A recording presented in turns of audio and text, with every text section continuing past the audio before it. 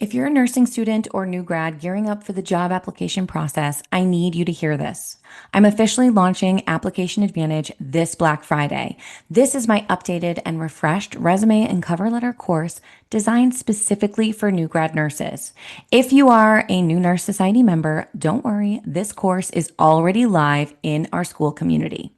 Application Advantage is the roadmap that I wish I had, and it's the exact strategy I learned from my experience as a nurse manager and hospital recruiter to help hundreds of new grads land interviews. And here's the exciting part.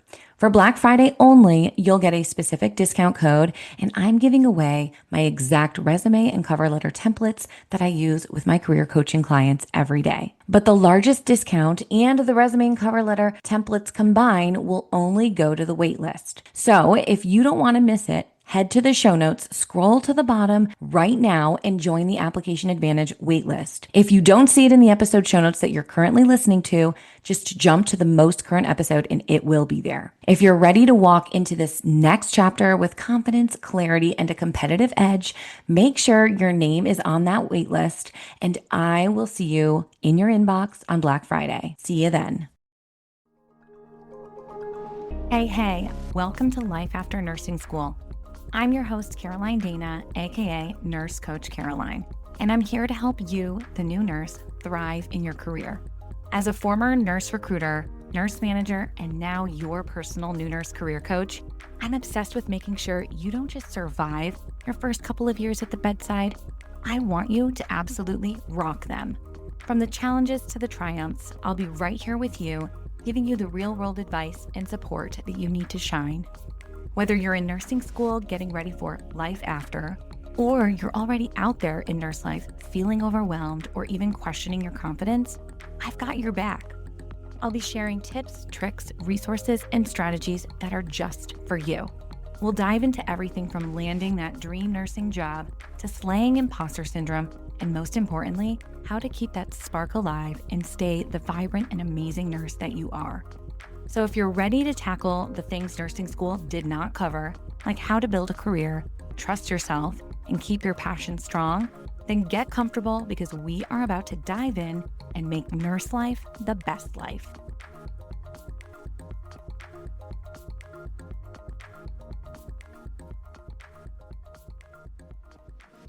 Welcome back and happy early Thanksgiving. Holy cow, how is it already the end of 2025? This year flew by. So much has happened, and honestly, I don't know if you feel this way too, but the end of the year always hits me with this reminder to pause, to actually stop and look back at everything we've accomplished, overcome, experienced, and endured. We don't do that often enough. Life is not easy. I'm always waiting for a coasting period, that magical stretch where everything is smooth and predictable. But I've realized that isn't actually real life. And lately, I've started just embracing the chaos a little more because why not really live? Perfect example. As I'm recording this, many things are going on. I'm sitting in the front room of our little Vermont place because I'm basically in the mudroom area because it's the only quiet space I can find. You can probably tell that I have some kind of head cold going on. And as we pack up later today, on our way home, we're actually going to be picking up a puppy, okay? A tiny, adorable Bernedoodle. And let me tell you, we already have a 13-year-old dog, Mr. Finnegan, a hamster, which we've lost and found multiple times, and 10 chickens. So this decision is far from logical because logical usually isn't fun. Am I right? But today's episode, I really want to spend talking about growth because I am so thankful for the ability and the opportunity in life to grow. My hope is to honestly inspire you to grow in 2026 and to help you take a moment to acknowledge everything you've grown through in 2025. You deserve that type of reflection, and you deserve to take some credit. But before we dive in, I have to give a shout out to an Apple Podcast listener named Phil Fam Bam. Your review genuinely means the world to me. And here is what this podcast listener wrote about the Life After Nursing School podcast. This podcast has been a huge help to me as I start my second career as a nurse. I have no other new grad nurses on my unit, so I had no one to talk to about how hard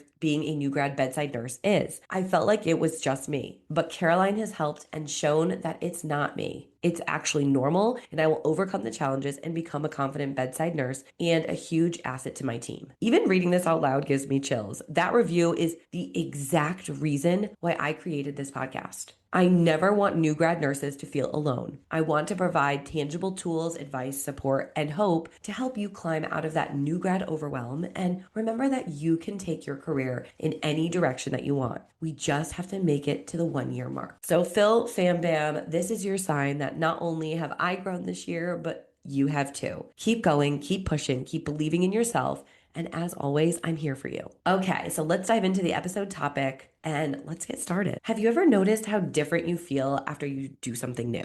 Even if it's small, like going somewhere alone, signing up for a class, trying something that terrifies you even just a little bit. You usually walk away feeling more alive, more capable, and almost upgraded. That's not just a vibe, that's not just in your head. There's actually some science behind it. Our brains love novelty. Every time we experience something unfamiliar, our brain starts forming new neural pathways, basically new little roads that help us think, adapt, and solve problems in new ways. It's called neuroplasticity, and it's one of the biggest reasons trying new things helps us grow. Your brain is literally reshaping itself because you did something different. And here's the cool part. New experiences also release dopamine, which is the motivation, confidence, and that we're doing something exciting chemical. So that little rush that you get after doing something uncomfortable, that's your brain rewarding you and saying, hey, that wasn't so bad. Let's do it again. That dopamine hit actually helps lock in the memory and build momentum, which is why one brave moment often leads to another. It's the science behind why people say confidence is built and not born. On top of that, every time you step outside your comfort zone, even by half an inch, you widen your brain's tolerance for stress and uncertainty. Psychologists call this expanding your window of tolerance. Basically, your nervous system starts learning that you can survive things that once felt scary.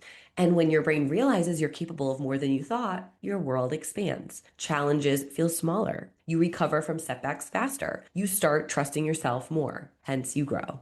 And finally, novelty has been shown to make people genuinely happier. Studies have found people who incorporate new experiences into their lives, new hobbies, new routines, new environments, report higher levels of well-being, gratitude, and life satisfaction. It's like adding new colors to your life's palette. Even tiny changes can brighten things up. So when we talk about growth, it's not just the inspirational feel-good type of growth. There's biology behind it. Your brain is wired to evolve, to stretch, to adapt, and trying new things is one of the fastest ways to unlock that. Early in 2025, I made a decision that I wanted to start embracing and even actively seeking out things I had never done before. So I made a list of everything I did this year that was brand new to me. And honestly, I shocked myself. To start off at the very beginning of the year, I made a vision board. Like I really made one. Not this like half-hearted saving cute pins to my Pinterest board version. I pulled photos from Pinterest. I put them into a Canva template and printed the whole thing at Staples. And honestly, now it hangs above my computer where I see it every single day. I think the whole thing cost me like $8. What is funny though is I still remember walking into Staples to pick it up and the worker handed it to me and just stared at me. And I swear I felt fully exposed, like he had seen me naked. All of my dreams, all of my desires just sitting there on a glossy paper. If you've listened to episode 26, how I accidentally manifested my dream nursing career, and or episode 27, how to manifest your dream nurse life, then you already know I love the woo stuff. I know it's not everyone's thing, but guess what? So much of that vision board for this year has come true. From the car that was technically out of budget to the wellness retreat that I won to being featured on my business idol Jenna Kutcher's podcast, I cannot chalk all of that up to coincidence. So of course, I'll be creating a fresh aligned vision board for 2026. Another first this year was starting this very podcast.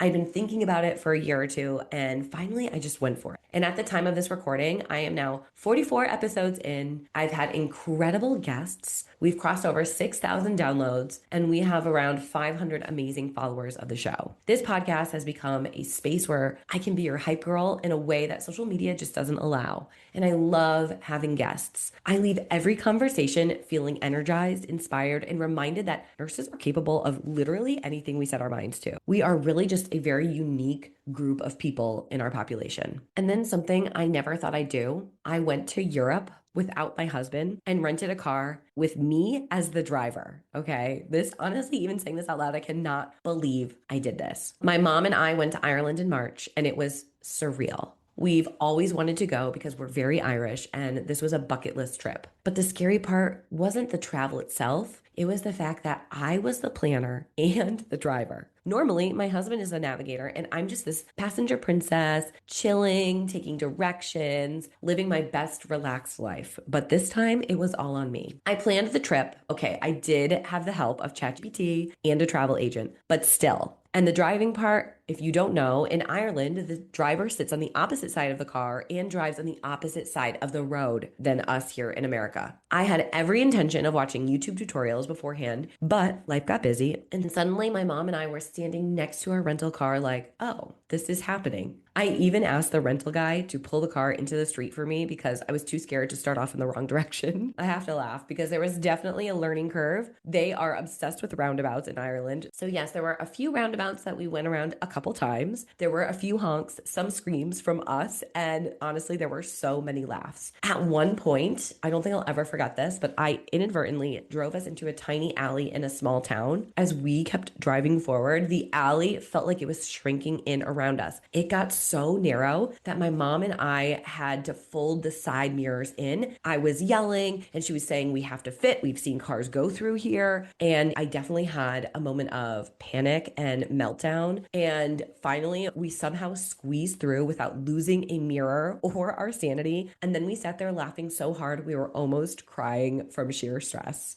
Our motto for the entire trip became everything is figure outable, courtesy of Marie Forleo. I did not make that up. And honestly, that sums up the entire experience. We returned to the rental car with close to 1,000 kilometers on it and not a single dent, ding, or scrape. And now I really lean into everything is figure outable when things go wrong. This past year, I went into New York City twice completely on my own. I know coming from Connecticut, that might not sound like a big deal, but the city is a different animal. Early in the year, I had the opportunity to participate in a Peloton ride for nurses with Kat Golden, who I absolutely adore. And since then, I've actually collaborated on multiple things with her business, the Sixth Ave Group, which still truly blows my mind. The second time was for the Indeed Careers and Care Networking event. There's just something about going into the city solo. It's so energizing. It reminds you that you can go in any direction that you want. There are so many people, so many opportunities. And the second that you step into that environment, you feel how big your dreams are allowed to be. Solo travel is such a powerful way to push your edges and grow. Another big step that I took this year, actually just a few months ago, was investing in myself and my business, and a real investment over 4 figures. I joined a business course, and this is going to help teach me a bit more about business strategy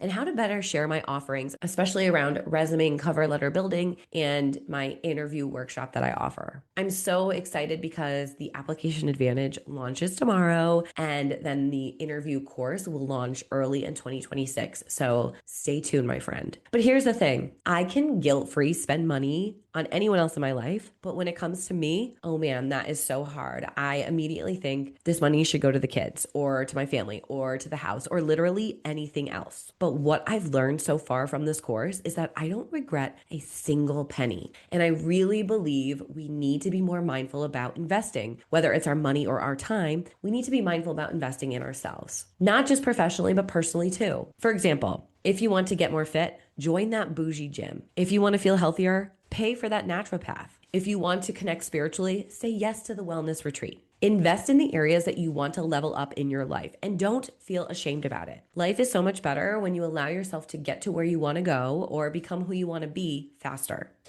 And what a great way to show that you love yourself by investing in yourself. Now, speaking of growth, this year I ran the Marine Corps Marathon in October. It was not my first marathon, but it was definitely very different. I didn't stick to a training plan like I normally do. I didn't wear a running watch, not even for any of my training runs. I honestly based everything off how I felt. I aimed for running a couple times a week, depending on how I felt. And then I also incorporated one long run every single week. And every week I tried to make that long run a little bit longer. I lifted weights 1 or 2 times a week with honestly zero strategy behind it. I didn't log miles. I didn't track heart rate. I didn't do any of that. Now, to give you an idea, my best marathon time is 3 hours and 29 minutes. At the Marine Corps Marathon, without wearing a watch, didn't wear one the entire race, without obsessing, and honestly just listening to my body, I ran a 3 hour, 36-minute marathon, and I was genuinely happy with that. because I'm in my listening to my body era. I'm in my train good enough to perform good enough era. I'm not trying to qualify for the Olympics. I have 3 kids, a business, a part-time job, a military husband, and as you know,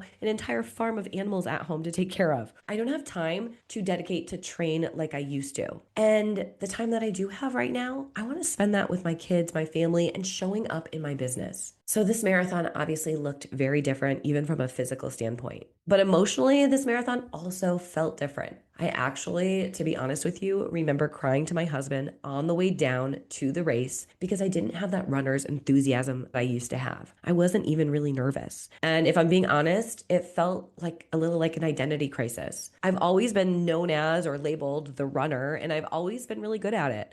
And honestly, if I'm going to be truthful here, it's really fun being good at something. But that doesn't mean that I won't be good at something again. It doesn't mean that running was my one shot at having a skill. It just means that sometimes our gifts evolve and shift and take on new forms, and that's still growth. Here are a few more things I did this year for the first time. Some are small and trivial, others are big and unforgettable. I went dog sledding. I tried matcha for the first time and quickly learned it is not for me. I got a facial. I taught a clinical group in a rehab facility instead of my usual hospital setting. I drove and then purchased an electric car. I hatched chicks and officially became a chicken owner. I reported for jury duty for the first time, which was an experience. I attended an all expenses paid networking event as a business owner. I became an aunt to the sweetest little baby boy. I ran a marathon with zero strategy. I climbed both the Eiffel Tower and the Empire State Building. I saw the Mona Lisa. I dyed my own hair. I kissed the Blarney Stone. I toured ice castles in Quebec. It's a wild mix, but that's the beauty of trying new things. Some are tiny and silly, some are deeply meaningful, and all of them stretch you in some way. And I also want to take a moment to remind all of us to actually celebrate the new things we try. This whole episode was partially inspired by my current clinical group. I'm teaching first semester freshmen in a 2-year nursing program. And over the last 2 weeks, each of them have had the opportunity to give a subcutaneous injection for the very first time. This is my 5th semester teaching clinical, so I've seen a lot of nursing students do a lot of skills for the first time, but something about this group was different. Watching their excitement after giving that first injection, they were absolutely glowing. One student said to me, "I have to text my mom and my boyfriend." It honestly is so fun to just see that confidence and that pride that they have after doing a quote unquote bigger skill for the first time. And it reminded me that I once too gave my first shot, even though it was ages ago now. But honestly, I remember feeling so accomplished in that moment. And I really felt like a true nurse. Seeing their moment this year made me pause and think, wow, I will always be a part of their nursing journey now. Some of them may even remember me being right there with them during this milestone. And honestly, that is very, very cool to me. As we wrap up today, I want to leave you with this. Every new thing you try, no matter how tiny, awkward, scary, or random it feels, counts as growth. Every unfamiliar moment, every uncomfortable step, every "I've never done this before" experience is rewiring your brain, expanding your courage, and shaping you into a more capable, confident version of yourself. Growth doesn't always feel glamorous while you're in it, but it always means you're moving forward, and forward is enough. Forward is progress. So as you head into 2026, I hope you keep saying yes to new things. I hope you give yourself credit for the little wins, for the messy tries, for the brave moments that no one else sees. Celebrate yourself, truly celebrate. Because trying something new is never a small thing. It is evidence that you are evolving. It is evidence that you're alive, and I am so proud of you for that. And before you sign off, if this episode resonated with you, it would mean the world to me if you left a review on whatever podcast platform you're listening to this on, or share this episode with a friend who might need it. Your reviews and shares help this show reach more new grads who feel exactly how you once felt or currently feel. Overwhelmed, unsure, trying to figure it all out one day at a time. I am thankful for every single one of you who tunes in every week or even to just this episode. Truly, thank you for being here. Thank you for growing with me. Thank you for letting me be a small part of your journey, just like my clinical students. As always, I have one hand for me and the other for you. Signing off. Well, that's it for today's episode of Life After Nursing School. I hope you feel more confident and ready to tackle the challenges that come with starting your nursing career. Remember, the first year or two might not be easy, but with the right mindset, you can overcome anything. If you found value in today's episode, I'd love for you to hit that subscribe button so you never miss a future episode. Also, please consider leaving a review on your favorite podcast platform. It helps so much in reaching other new nurses like you. Thanks for listening, and remember, you've got this. Take care and see you next time.